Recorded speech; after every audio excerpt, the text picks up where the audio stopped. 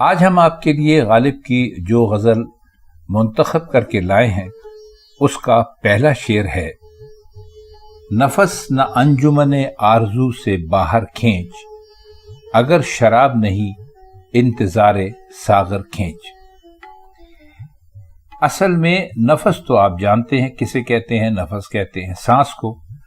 اور انجمن آرزو کہتے ہیں بہت ساری آرزوؤں کے جمع ہو جانے کو۔ اگر شراب نہیں انتظار ساغر کھینچ، کھینچ سے مراد ان کی ہے یہاں پر انتظار کرنا، طویل انتظار کرنا، بہت عرصے تک منتظر رہنا۔ تو آپ آرزو کا مطلب تو جانتے ہیں، انجمن کا مطلب ہم نے آپ کو ابھی بتا دیا۔ تو وہ کہہ یہ رہے ہیں اپنے اس شعر میں کہ ایک سانس بھی آرزو کی انجمن سے باہر نہ نکال، یعنی آرزو کا دم بھرے جا اور اس کا دامن مضبوطی سے تھامے رکھ۔ یعنی جیسا کہ علامہ اقبال نے کہا تھا کہ پیوستہ رہ شجر سے امید باہر رکھ۔ تو وہ یہ کہتے ہیں کہ اگر فی الحال تجھے شراب میسر نہیں آتی تو فکر نہ کر، اور ساغر کے دور کا انتظار کر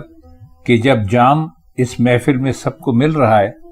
تو اس بات کا یقین رکھ کہ کسی وقت تیری باری بھی آ جائے گی۔ اصل میں خواتین و حضرات، یہ جام اور یہ شراب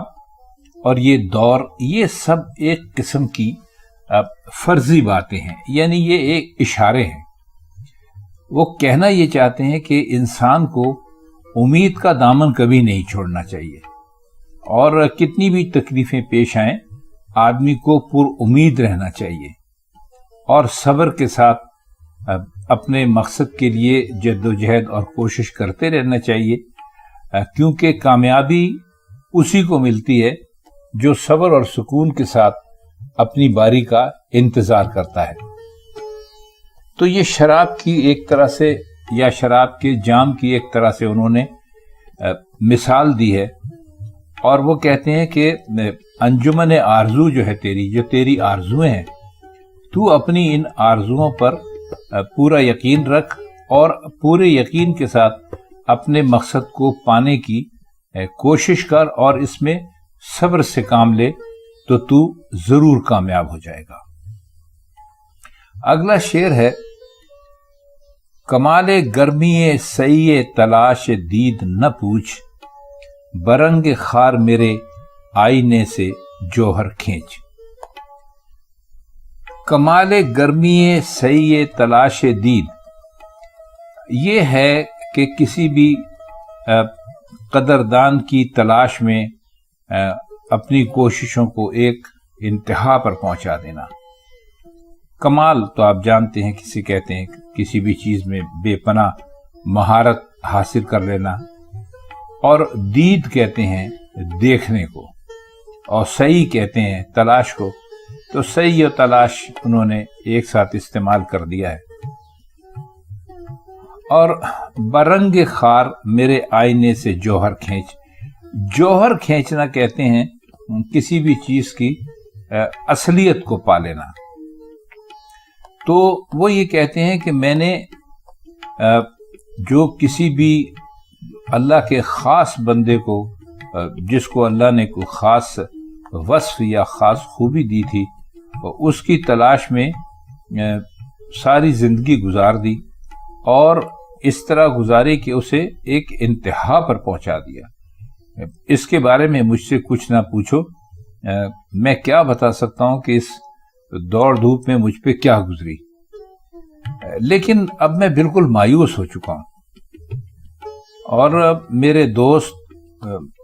تو اگر کوئی خدمت انجام دے سکتا ہے تو صرف یہ کہ میرے اندر جو کمال ہیں، جو میرے اندر جوہر چھپے ہوئے ہیں، انہیں اس طرح نکال جیسے کسی کے پاؤں سے کانٹے نکالے جاتے ہیں۔ اور کہتے ہیں کہ حق یہ ہے کہ جب کوئی میری قدر پہچاننے والا ہی نہیں اور کسی کو اندازہ ہی نہیں کہ فطرت نے، قدرت نے یا اللہ نے مجھ میں کون کون سے کمالات بھر رکھے ہیں، تو ان جوہروں کی حیثیت بھی کانٹوں کی سی رہ گئی ہے، پھر انہیں کیوں نہ باہر نکال کر دیا جائے۔ اصل بات یہ ہے، خواتین و حضرات، کے غالب اپنے دور کے ایک جینیس تھے، جنہیں ہم جینیس کہتے ہیں، اور یہ بھی سچ ہے کہ ان کی قدر کو اس وقت کسی نے ویسے نہیں پہچانا جیسے کہ بعد میں آنے والے زمانے میں لوگوں نے ان کو پہچانا۔ ہم اس کی ایک مثال یہ دے سکتے ہیں کہ وہ اتنے بڑے شاعر تھے کہ آج انہیں اب کیا کہا جائے کہ انہیں آج شاعری کا کون سا مقام، اونچے سے اونچا مقام ہے، ہماری سمجھ میں نہیں آتا کہ ہم انہیں کیا مقام دیں۔ لیکن اتنے باکمال شخص ہونے کے باوجود اور اپنے وقت سے اتنا آگے چل کر سوچنے کے باوجود آپ نے دیکھا کہ غالب کم از کم مالی طور پر ساری زندگی انتہائی پریشان رہے۔ حالانکہ اس وقت کی انگریز حکومت تھی، اگر وہ کوئی انگریز شاعر ہوتے تو یقیناً اسی وقت وہ بہت ہی اعلیٰ پائے کی معاشی زندگی گزار رہے ہوتے، لیکن کسی نے ان کی فکر نہیں کی۔ یہ درست ہے کہ چند ریاستوں کے جو مسلمان نواب تھے وہ ان کی کچھ نہ کچھ مدد کر دیا کرتے تھے، لیکن ایک تو ان کے اخراجات بہت زیادہ تھے اور زندگی گزارنے کا انداز بڑا نوابی تھا، تو وہ ہمیشہ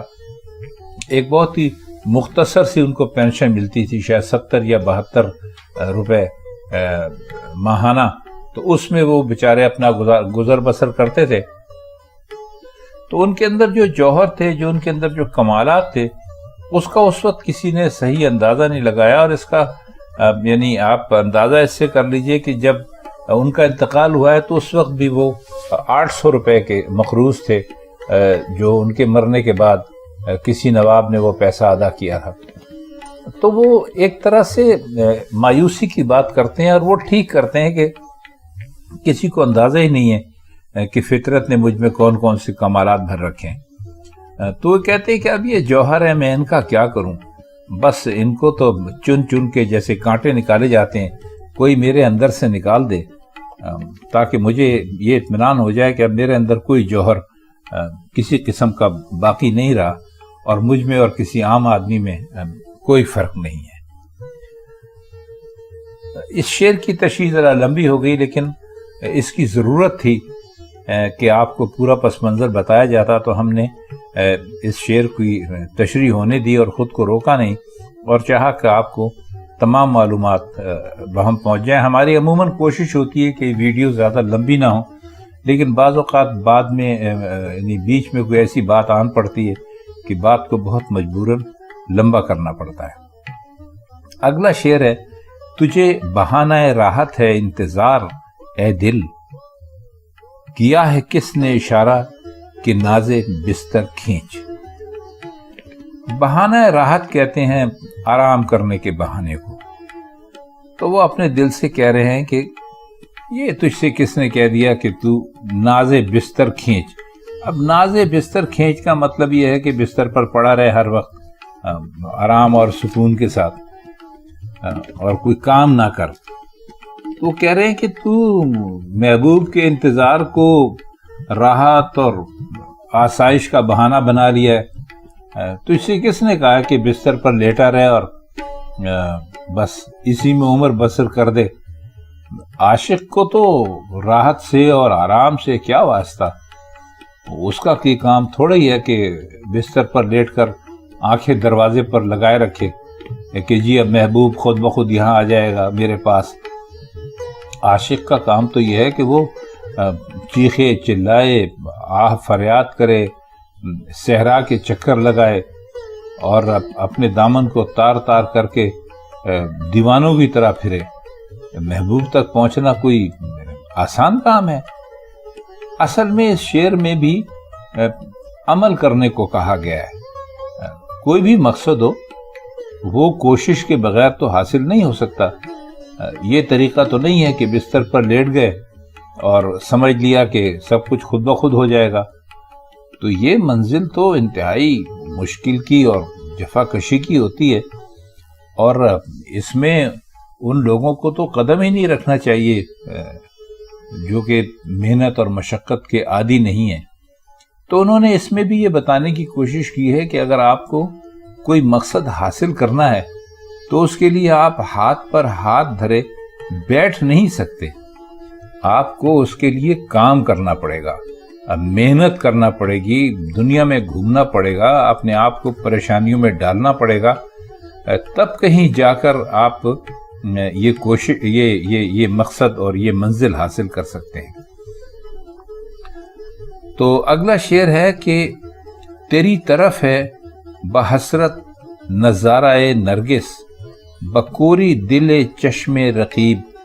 ساغر کھینچ۔ یہ اپنے محبوب سے کہہ رہے ہیں کہ نرگس کا پھول تو آپ جانتے ہیں کہ کیسا ہوتا ہے، تو وہ کہتے ہیں کہ وہ تجھے حسرت سے دیکھ رہی ہے، یعنی جو بھی تجھے حسرت سے دیکھے گا وہ میرا رقیب بن جائے گا۔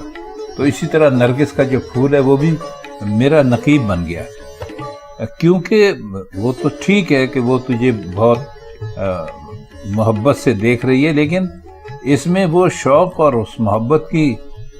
جھلک بھی موجود نہیں ہے، اور اس کی آنکھ بھی اندھی ہے، کیونکہ بظاہر آنکھ ہونے کے باوجود یعنی پھول میں تو ایسا لگتا ہے کہ پھول کی آنکھ بنی ہوئی ہے، لیکن اس میں وہ دیکھنے والی روشنی نہیں ہے۔ لہذا اس رقیب سے جس کا دل اور آنکھ دونوں اندھے ہیں، بالکل بے پرواہ ہو کر شراب کا ساغر پی جا۔ اصل میں بکوری دل و چشم جو ہے وہ رقیب کو بددعا دینے کے لیے بھی بولتے ہیں، اور نظر کا جو بد اثر ہوتا ہے اس کے لیے بھی اس لفظ کو استعمال کیا جاتا ہے۔ خواتین حضرات، بات یہ ہے کہ اب ہم اس دور میں داخل ہو چکے ہیں جہاں مجھے بہت ہی افسوس کے ساتھ کہنا پڑتا ہے ہم بہت اچھی اردو استعمال نہیں کر رہے۔ ہم اردو میں آسانی کے لیے انگریزی کا تڑکا لگا دیتے ہیں، اور نہ ہم پرانے محاورے استعمال کرتے ہیں، نہ ہم پرانے اشارے استعمال کرتے ہیں، حالانکہ یہ زبان بہت وسیع ہے، اور وسیع اس معنی میں ہے کہ اس سے ہم نے ہندی کے بہت خوبصورت الفاظ، عربی کے اور فارسی کے ہم نے لیے ہیں، تو ہمیں کوئی خاص اتنی ضرورت نہیں ہے کہ ہم کچھ آسان سمجھتے ہوئے انگریزی کے الفاظ جہاں بھی فٹ کرنا ہو وہاں کر دیں۔ تو ہمارے یہاں بہت سارے لوگوں کو نہ نرگس کے پھول کا پتہ ہے اور نہ یہ پتہ ہے کہ اس کی ایک آنکھ ہوتی ہے، ظاہر ہے کہ پھول دیکھ تو سکتا نہیں ہے، تو وہ، اور نہ ہمارے یہاں کسی کو یہ پتہ ہے کہ چشم رقیب جو ہے وہ بددعا کے لیے بھی بولا جاتا ہے۔ بہرحال ہم نے اس شعر کا کچھ مطلب کرنے کی کوشش کی ہے، اللہ کرے کہ آپ کی سمجھ میں آ گیا ہو۔ ہم آپ سے پہلے بھی کہہ چکے ہیں کہ آپ اگر اس تشریح کو دوبارہ سنیں گے تو پھر آپ کی سمجھ میں یہ بات بہت آسانی سے آ جائے گی۔ اب اس کا اگلا شعر ہے، بنیم غمزہ ادا کر حق ودیت ناز، نیام پردہ زخم جگر سے خنجر کھینچ۔ ودیت کہتے ہیں امانت کو، یعنی کسی شخص کے پاس کوئی چیز حفاظت کی غرض سے رکھ دیں تو اس کو ودیت کہتے ہیں۔ ودیت اس میں استعمال کیا جاتا ہے، دینے کو بھی استعمال کیا جاتا ہے کہ اس نے فلاں کو فلاں خوبی ودیت کر دی وغیرہ۔ اور نیام کہتے ہیں تلوار وغیرہ کا جو غلاف ہوتا ہے اس کو نیام بولتے ہیں، نیام جس میں تلوار رکھی جاتی ہے۔ اور زخم جگر تو خیر آپ جانتے ہیں کہ کیا ہوتا ہے، تو اس کو، اور غمزہ کہتے ہیں نخرہ کرنے کو، جو محبوبوں کے لیے مشہور ہے کہ وہ کچھ بھی کرتے ہیں تو اس کو شاعر جو ہے اس کو غمزہ کہتے ہیں۔ تو اب ہم اس کی تشریح کرنے کی کوشش کرتے ہیں اور امید کرتے ہیں کہ شاید آپ کی سمجھ میں یہ بات آ جائے۔ تو اپنے محبوب سے کہتے ہیں کہ جو تیرے ناز وغیرہ ہیں، جو تیرے غمزے ہیں،